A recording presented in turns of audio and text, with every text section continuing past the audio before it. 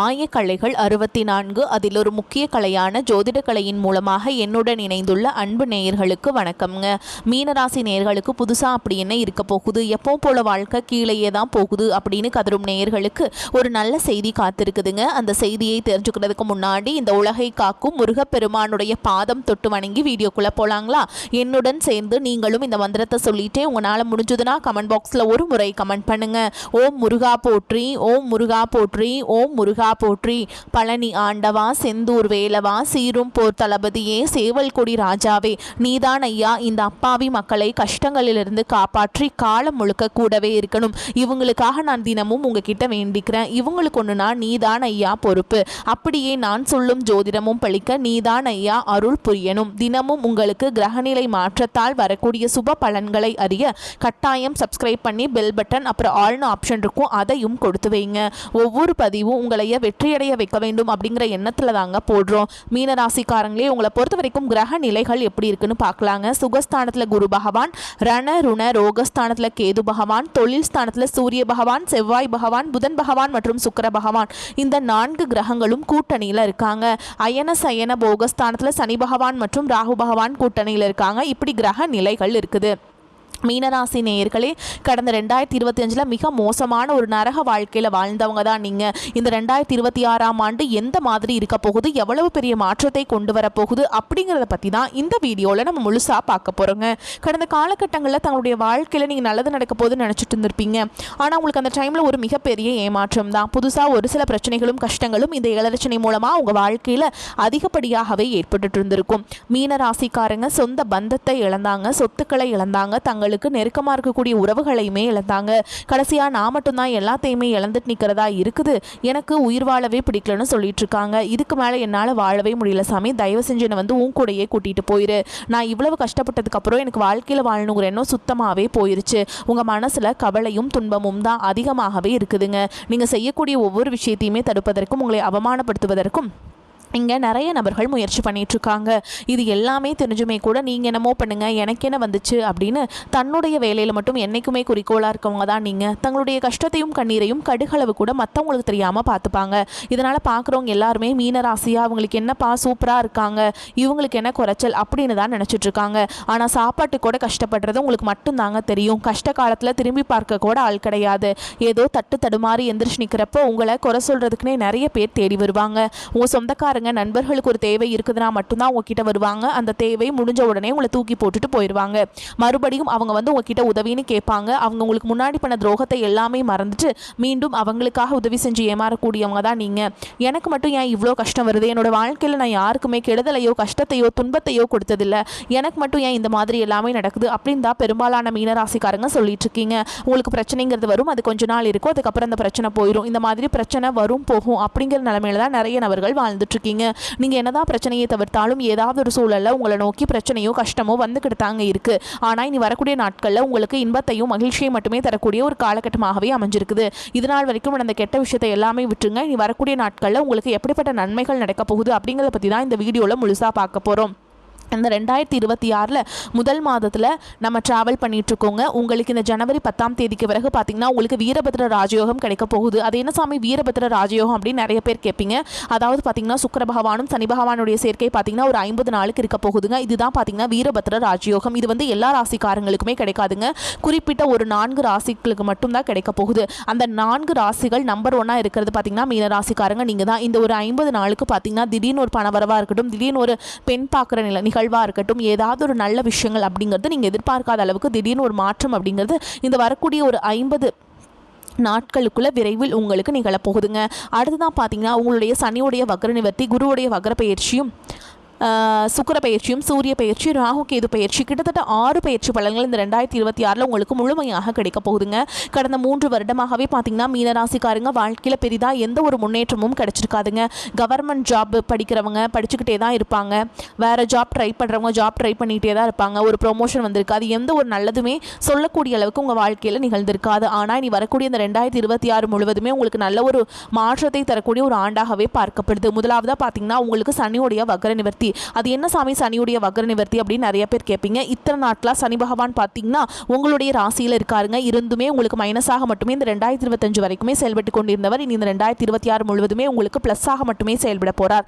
அதுதான் சனியுடைய வக்ர நிவர்த்தி. இதன் மூலமாக சனி பகவான் மூலமாக கடந்த காலகட்டங்களில் நீங்கள் எதையெல்லாமே இழந்துட்டோமோ அப்படின்னு நினச்சிட்டு ஃபீல் பண்ணிட்டு இருக்கீங்களோ அதை அனைத்தும் திரும்ப பெறக்கூடிய ஒரு காலகட்டமாகவே பார்க்கப்படுது. அடுத்ததாக பார்த்தீங்கன்னா குருவுடைய வக்ர நிவர்த்தி. குரு பகவான ராசிக்கு அதிபதியாக கொண்டிருந்தாலும் குரு பயிற்சி பலன்கள் உங்களுக்கு இத்தனை நாட்களாக கிடைக்காம இருந்தது. இப்போ உங்களுடைய ராசியில் 8ஆம் இடத்திலிருந்து 3ஆம் இடத்துல லக்னஸ்தானத்தை குரு பகவான் பார்க்கறதுனால ஒட்டுமொத்த குரு பயிற்சி பலன்களும் உங்களுக்கு முழுமையாக கிடைக்க போகுதுங்க. இதன் மூலமாக பொருளாதார ரீதியாக நல்ல ஒரு முன்னேற்றம் அப்படிங்கிறது விரைவில் உங்கள் வாழ்க்கையில் ஏற்பட போகுது.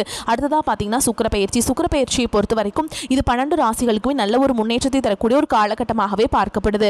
இருந்தாலுமே கூட உங்களுக்கும் இதன் மூலமாக நல்ல ஒரு தொடக்கம் அப்படிங்கிறது இந்த 2026 ஸ்டார்ட் ஆக போகுதுங்க. அடுத்ததான் பார்த்தீங்கன்னா ராகு கேது பயிற்சியானது மார்ச் மாதத்தில் தொடங்கி இருக்குதுங்க. ஐயோ ராகு கேது பயிற்சியாக சொன்னாவே மீனராசிக்காரங்க பயப்படுவீங்க. ஏன்னா ராகு கேது பயிற்சி நினச்சி ஒரு மைனஸான ஒரு நெகட்டிவான ஒரு வைப்பு தான் எல்லாத்துக்கிட்டையுமே இருக்குது. ஏன்னா அது கெட்டது, ஏதாவது அசம்பாவிதம் நடந்துடும், அந்த மாதிரி தாட்லேயே நிறைய நபர்கள் நினச்சிட்டு இருக்கீங்க. ஆனால் ராகு கேது பயிற்சியை பொறுத்த வரைக்கும் பார்த்தீங்கன்னா அதில் கேது பகவான் உங்களுக்கு உடல் சார்ந்த பிரச்சனை அனைத்தும் வரக்கூடிய நாட்களில் முழுவதுமாக நிவர்த்தி பண்ணிடுவாருங்க.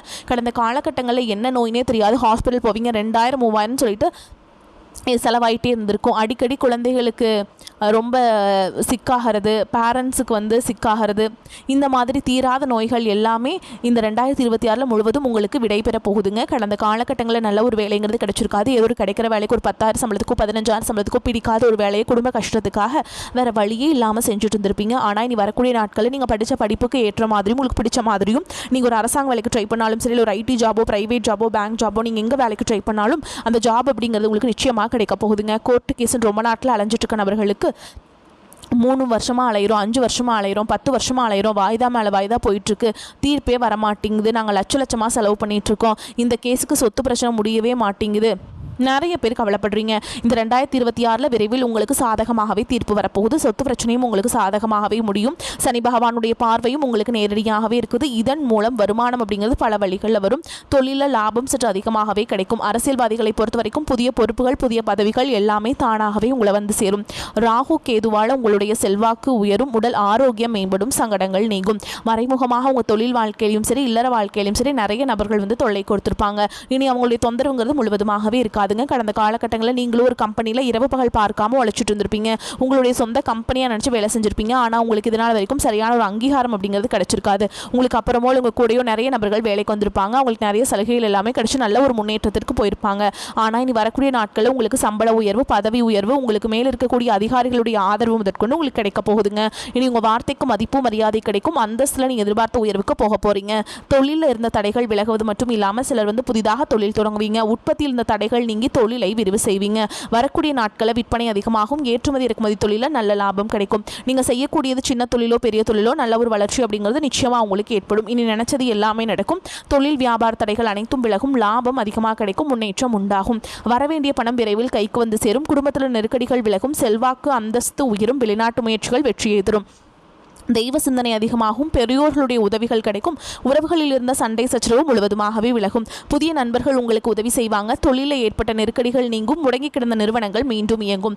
வியாபாரத்தில் எதிர்பார்த்த லாபம் கிடைக்கும். புதிய தொழில் தொடங்கக்கூடிய முயற்சிகள் கண்டிப்பாக உங்களுக்கு வெற்றியை தரும். கடந்த காலகட்டங்களில் திருமண நிலை அப்படிங்கிறது பார்த்தீங்கன்னா நிறைய பிரச்சனையும் சிக்கலுமே இந்த 2025 சரி 2024 சரி பிரச்சனையும் சந்திச்சிருப்பீங்க. ஆனால் இந்த 2026 திருமணம் ஆகாத நபர்களுக்கும் விரைவில் திருமண வாழ்க்கை அப்படிங்கிறது கைகூடும். காதல் அதிகமான தோல்விகளை மட்டுமே கடந்த காலகட்டங்களில் சந்திச்சிருப்பீங்க.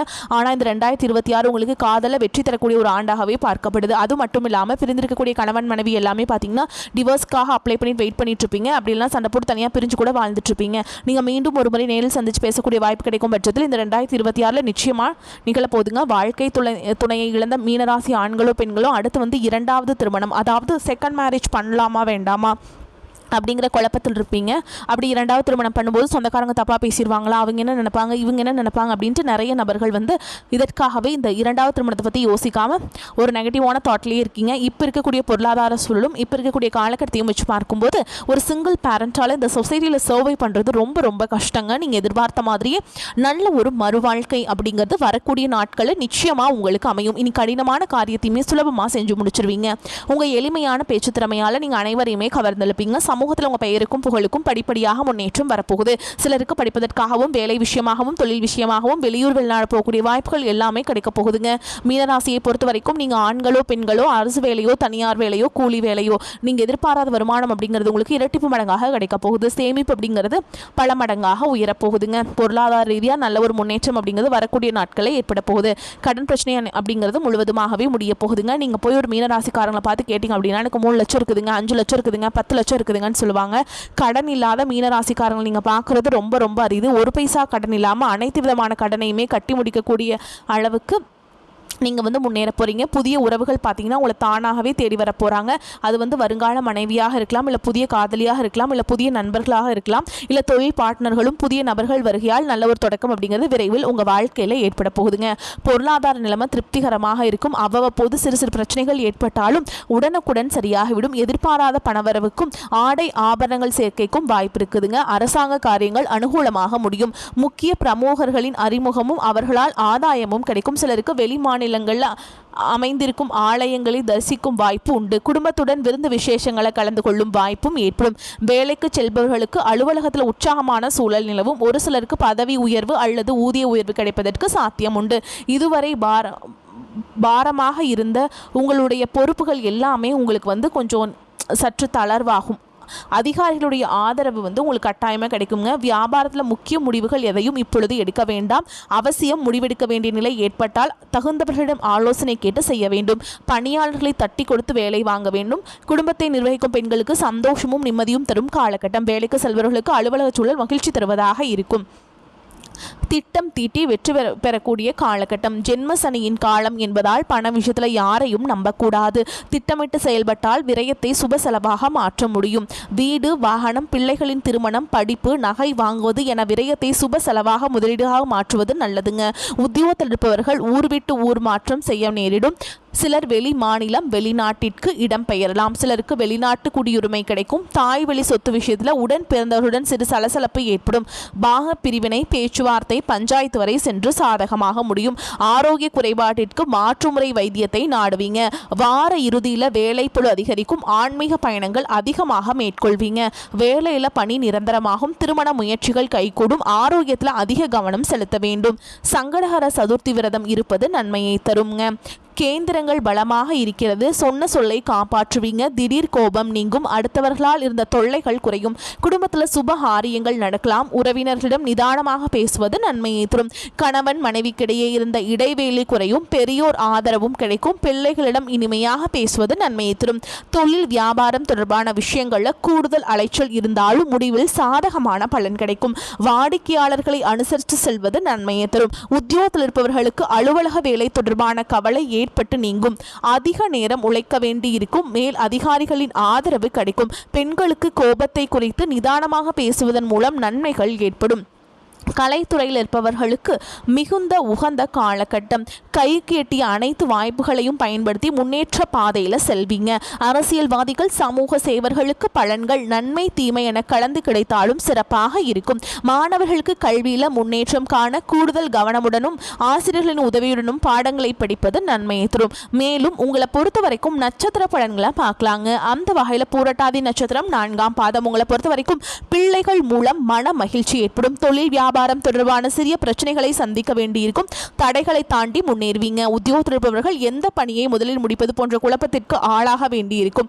அடுத்ததான் உத்திரட்டாதி நட்சத்திரம். உங்களை பொறுத்த வரைக்கும் செலவும் வரும். குடும்பத்தில் இருப்பவர்களால் வீண் பிரச்சனை குழப்பம் போன்றவை ஏற்பட்டு பின்னர் நீங்கும். கணவன் மனைவிக்கிடையே திடீர் கருத்து வேற்றுமை தோன்றலாம். பிள்ளைகளிடம் பேசும்போது எச்சரிக்கை தேவைங்க.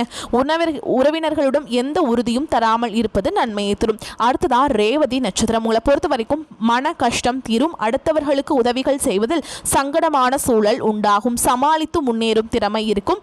மாணவர்கள் கல்வியில முன்னேற வேண்டும் என்று பாடுபடுவீங்க. போட்டிகளில் சாதகமான பலன்களை தரும். உங்களை பொறுத்த வரைக்கும் பரிகாரம் அப்படின்னு பார்த்தோம்னா விநாயகரை வியாழக்கிழமைகளை வணங்கி வருவது மன அமைதியை தரும். கடன் தொல்லைகளை குறைக்கும். உங்களை பொறுத்த வரைக்கும் அதிர்ஷ்டம் தரக்கூடிய எண்கள்னு பார்த்தீங்கன்னா 2, 4ங்க. இந்த எண்களை அதிகமாக பயன்படுத்துங்க.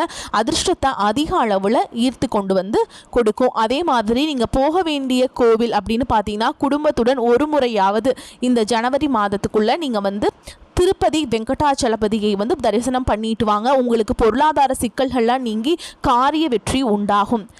அதே மாதிரிங்க நீங்கள் தினமும் காலையில் வீட்டு பூஜை அறையில் குளிச்சு முடிச்சுட்டு தீபம் ஏற்றி நான் சொல்கிற மந்திரத்தை 3 முறை நீங்கள் வந்து சொல்லிட்டு அன்றாட வேலையை தொடங்கி பாருங்க. உளன் கண்டாய் நன்னெஞ்சே உத்தமன் என்றும் உளன் கண்டாய் உள்ளுவாருள்ளத்து உளன் கண்டாய் வெள்ளத்தினுள்ளானும் வெங்கடத்து மேயானும் உள்ளத்தினுள்ளான் என்று ஓர். இந்த மந்திரத்தை சொல்லுங்க. வரக்கூடிய வாய்ப்புகளை தவற விட்டுறாதீங்க. கெட்டியாக பிடிச்சுக்கோங்க. வாழ்த்துக்கள். வாழ்க வளமோடு நலமோடு. நன்றி, வணக்கம்.